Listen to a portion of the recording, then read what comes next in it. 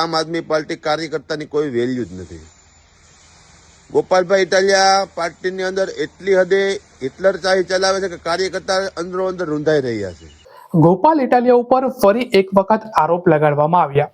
હાલ ચૂંટણીનો સમય છે અને આમ આદમી પાર્ટીને જો ટાર્ગેટ કરવી હોય તો એ સૌથી ઈઝી આ વખતે કામ રહેશે, કેમ કે રાજુ કરપડાના નીકળ્યા પછી અનેક રાજીનામું આવ્યા અને એવું નથી કે આ રાજીનામું આજ બંધ થઈ જશે, હોઈ શકે કે ભવિષ્યની અંદર હજી વધારે રાજીનામું પડે।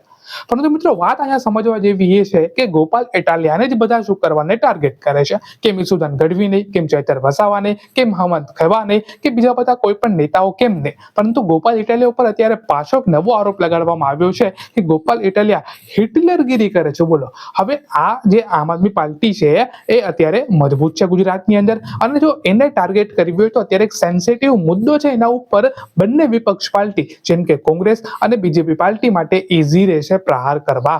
અને હર વખતેની જેમ નવો પ્રહાર એ પણ છે કે ગોપાલ ઇટાલિયા જે છે એ નજીકના લોકોને વધારે કનેક્ટ રહે છે, અને એ હકીકત પણ છે। જો તમે કાર્યકર્તા હોય અને તમે પ્રયાસ કરો ગોપાલ ઇટાલિયાને ફોન કરવાનો, અથવા કોઈ પણ આડા દિવસે તમે કઈ કામ પડ્યું હોય અને તમે ફોન કરો તો ગોપાલ ઇટાલિયા ફોન ના ઉપાડે, કાં તો તેમના પીએ ઉપાડે, અને પીએ પણ ઉપાડે જો તો ગોપાલ ઇટાલિયા સુધી તમે નથી પહોંચતા। તમે એક કાર્યકર્તા છો, XYZ ગામની અંદર રહ્યો છો, અને તમને એવી નીડ છે કે અમારે ગામની આ વસ્તુ છે, સમસ્યા થાય છે અને મારે ગોપાલ ઇટાલિયાની જરૂર છે, કેમ કે ગોપાલ ઇટાલિયા જે મુદ્દો ઉઠાવે તે સારો હોય, તે વજનદાર હોય, તે વાયરલ થાય, તે માટે ગામની જે સમસ્યાઓ છે એનું હલ કરવા માટે એ જ વ્યક્તિ જોઈએ। અને જો તમારે એવું કરવું હોય તો અનેક ડિમાન્ડ પછી જ જઈ અને તમારે એની સાથે વાત થાય છે। તો આવો સૌથી પહેલા તો આપણે આ વિડીયો જોઈએ। જય હિન્દ, જય ભારત, જય દ્વારકાધીશ। હું આપનો ભૌતિક ભૂત આમ આદમી પાર્ટી જુનાગઢ શહેર।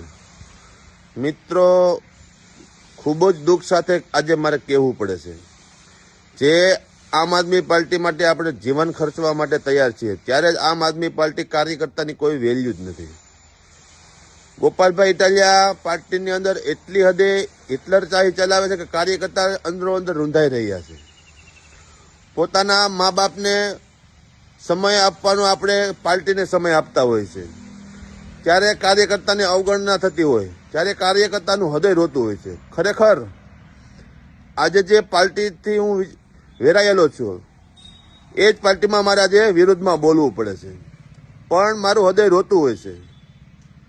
કેટલાક કાર્યકર્તાનો શ્વાસ રૂંધાઈ જશે એટલા માટે મારે બોલવું પડે છે। આ શબ્દ હું બોલી રહ્યો છું એ ફક્ત મારી વેદના નથી, પરંતુ અસંખ્ય આમ આદમી પાર્ટીની વેદના છે।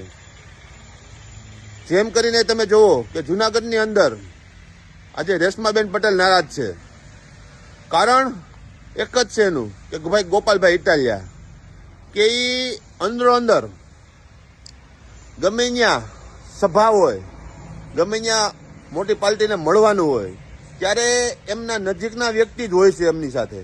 આજે હું છેલ્લા 6 મહિનાથી જોઉં છું કે ગોપાલભાઈની સાથે એના મિત્રો અને નજીકના વ્યક્તિ જ હોય છે। તો ભાઈ આમ આદમી પાર્ટી તમને સમય આપે છે, એના કાર્યકર્તા તમને સમય આપે છે, તો એમનું શું, એનું ભવિષ્ય શું? એને કંઈક હોય ને, એને કંઈક લાહો હોય ને કે અમે આગળ વધીએ, પણ ના, એ ગોપાલભાઈ એના નજીકના વ્યક્તિનું વિચારે છે, બીજા કોઈનું વિચારતા નથી। જય હિન્દ, જય ભારત।